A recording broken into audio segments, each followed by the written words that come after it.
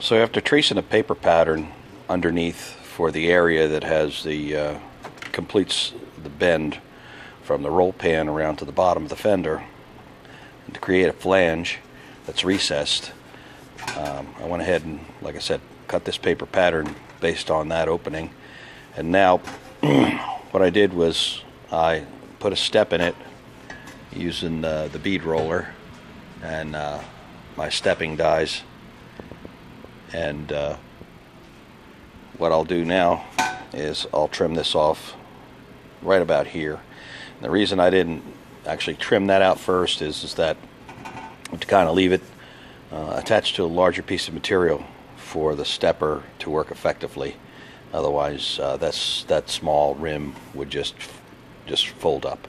So you leave it in the larger piece of material to do the step, stretch the metal, and then trim out the piece. I'll be adding a 3/4 inch flange on this side over here, and then probably just about 1/8 of an inch on this side here, because this just tucks up onto the top of the bottom of the fender, and then I'll weld it in.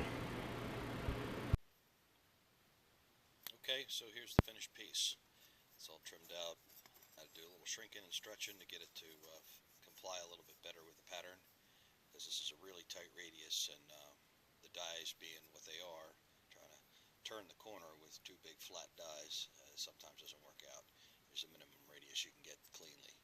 So I'll get up under there and tack that in. This will complete the surround that I have up in there that will allow me to put an aluminum panel up in there. It gives me something to fasten to. So I just wanted to show you this first pattern I developed for the closure on the right side of the car, the passenger side, which has the it has the window washer fluid container protruding down through this area. So the way I went about it is with a series of straight edges to see where the interference was. It's better to start with something rigid like this and kind of see where it's going to bump into the item that you're trying to avoid, rather than just start making a paper pattern, because the paper sags a little bit and you don't want to kid yourself as to how much clearance you have to actually get this piece out and around the obstruction. It's better to have something rigid. It's just like an 060 aluminum that I made a little framework as I went, built it up around the obstacle, and then I brought my paper patterns in to meet the little framework that I had constructed here. And so it did a number of things. It made it rigid enough for me to put the paper patterns and tape them up to something stiff instead of having to fumble around, because this, working against gravity becomes a little bit of an issue with the flimsy paper. But anyway, I thought I'd show you this before I went ahead, and I've got to square this hole up a little bit. It's a little difficult working underneath the car without having a lift, but I'll make my you can see this pattern here is a little jog, but that's not real. This is a little short, so I'll extend this line out and just do little corrections along the way. But I'll make this pattern, or make this panel first, and then I'll have to come up with a little container or bulge here to actually contain the bottom of the window washer container so that it doesn't suffer any damage. Okay, I just thought I'd show you how this is developing underneath the car, and let me show you real quick here. This is a little bit of a step flange here that allows this area here to flush up a little bit better, and then this is all stepped under so that airflow goes in this direction here and misses this panel, doesn't catch the panel, creating vibrations and such. Anyway, this is the little the bottom of the window washer fluid container and the motor, the pump. So I have to build a little doghouse to go over top of this now. But you can see that the recessed flange is accepting this all the way around. And let me see if I can just get it angled down a little bit better here so you can see what's going on here.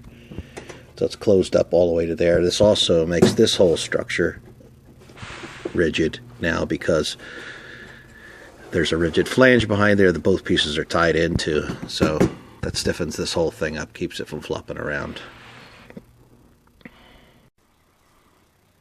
Alright, for the final piece of this panel, I had to figure out how big of a bulge to make on the bottom side of the panel in order to accommodate the bottom of the window washer fluid container. So what I did was I rolled up a piece of some thin sheet metal and I put this panel up inside the car, and then once it was up inside there, I was able to take this rolled sheet metal here and just pop it in the hole like this. And then as I pushed it up until it hit the container, and then I drew it back down. It's about 1/4 of an inch, 3/8 of an inch, in order to give it some clearance, so that I could take the panel in and out easy. And then I drew a line on either side, and that told me how big of a piece that I needed, my final material, in order to make that enclosure. So I got some heavier steel, only because I don't have aluminum welding skills, and I made this container, which fits in from the top side right here, and creates a well. Now I'm going to have to drill some holes in here just to let moisture out, but that's pretty much how it looks under the car, and that should keep anything kicks up from the road from hitting the bottom of that plastic tank. Tank's pretty durable as it is, but it's also just a little bit of keeps the debris from going up in the hole where this thing's dropping down further than this panel. But so I'll paint this up, and then I'll rivet this around this perimeter, and that'll be my finished panel. Just thought you might like to see how I came about with that.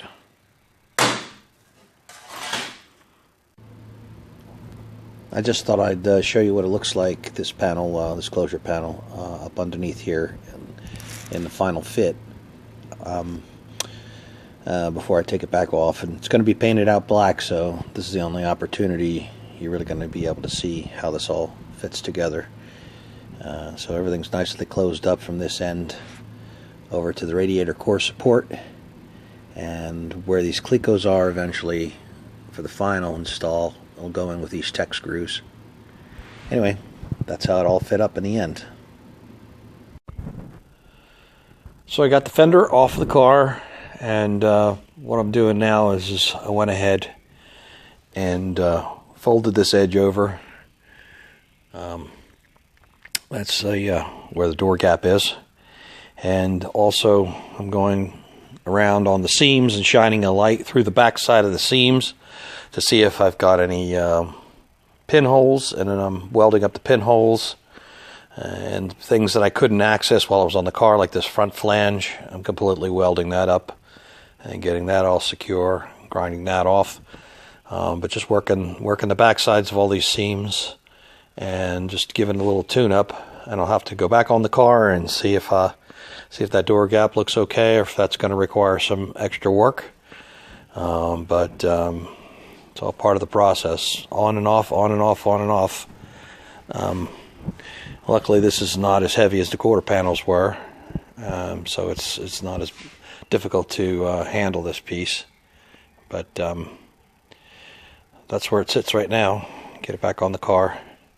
Been slowly working on the wheel tubs, and still have that left rear wheel tub to do, which is a real pain.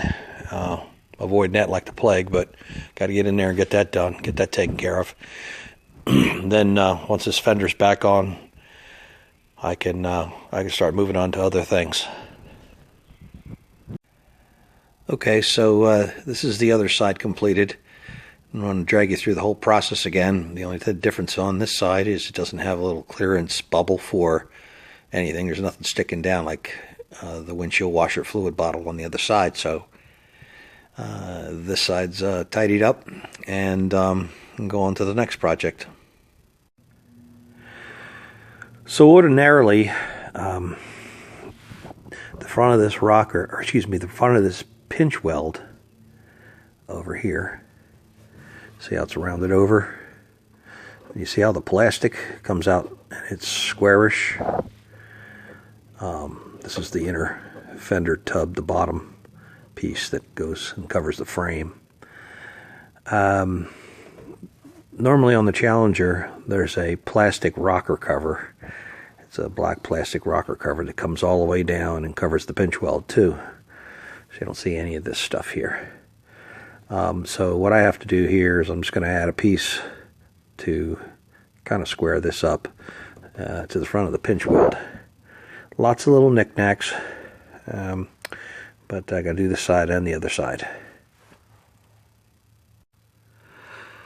Okay, so here's that same spot now filled in. Took a piece of 1/8 inch.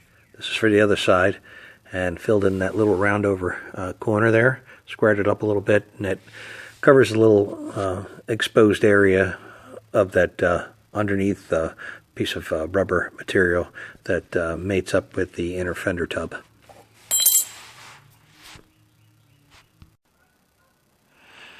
Time to finish up the left rear wheel tub. I've had the right wheel tub done for quite a while, and as you recall, or not, depending on what you watched my earlier videos, I couldn't get a hold of the plastic that I was looking for because everything was locked down at the time. So I ended up buying just a trash can made out of the same plastic, and I cut the extension that I made out of that plastic.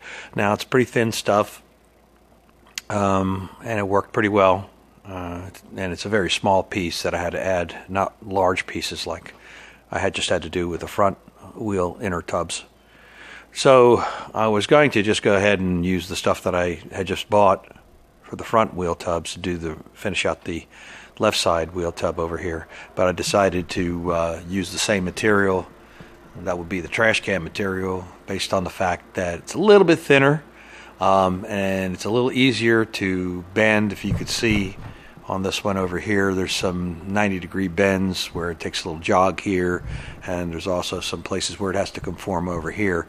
And this being thinner, it's a little easier to shape around all those irregularities. So I'm just going to go ahead, and plus it'll match side to side.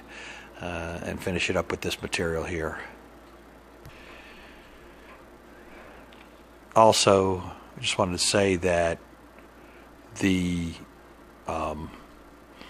pattern that I made on the right side miraculously worked exactly on the left side, which I'm pretty happy about because it took a lot of work to make that particular pattern. So it was nice to be able to just pull the pattern back out of the drawer, flip it over, and mirror it for this side. Went ahead and cut that out of the trash can, and as you can see, just with the use of a heat gun, I gently heated it in the places where it had the wraps and the shape of the trash can, and let it relax and lay flat. Now it's pretty much a flat piece of plastic, as flat as I need it to be anyway.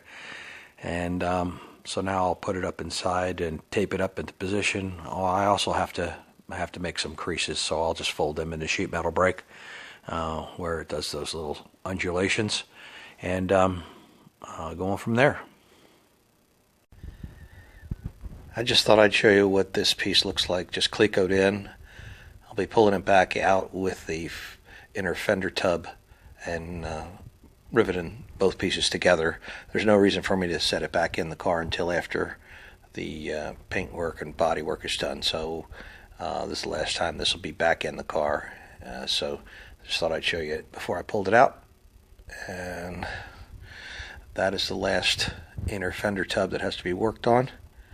So on to bigger and better things. Okay, so this is the area of the car that I'll be working on next. Got quite a few projects to go here. The first one I'll be tackling is, you can see this compartment, which is below the trunk floor, and this is where the spare tire is, where the battery is on this side, fuse box. You can see how it basically is kind of obvious. It hangs below the rear bumper. That's because the Challenger bumper was so much lower and went under the car. So I'm going to have to do some modification to that compartment. Hopefully it won't be interfering with the electrical and the battery compartment and so forth before I can get that shaved away to where it doesn't look problematic visually. The other thing that I'm going to have to do back here is the bumper's just hung on there to get me started working on the quarter panels. I had to center up the bumper first and get it in the right location in order for me to start working on the quarter panels. So it's not really put on there the way it should be put on there to be serviceable. And what I mean by that is if you needed to take it off for any reason, right now the way it's mounted, once the roll pan is on the back side, you wouldn't be able to get the bumper off the way I've presently mounted it. So I'll have to do a little adaptation there. Also, I'm going to add another inch to the top of the bumper to try and balance this extraordinary height here. This is a little too tall relative to this bumper because this is an actual 71 bumper, and the proportions of this are way larger by about 2 inches because of what I had to add in order to make the quarter panels work. So I'm going to have to add a little bit onto the top here, about an inch, and that'll cause me to have to remodel this inset where the bumper fits. I'll also have to do the actual modification of the deck lid. These are just mock-up pieces that I have right now, so that's a big job. Also, I'll have to figure out how I'm going to keep that deck lid from chopping my hands off because the pistons in there are only rated to hold the weight of the existing deck lid. So I'll either have to lighten the existing deck lid to compensate for the added weight, but I'm not sure how that's all going to work out. So that'll be another issue of, how I'm going to get higher rated lift pistons, gas pistons, in order to hold that up so it's safe.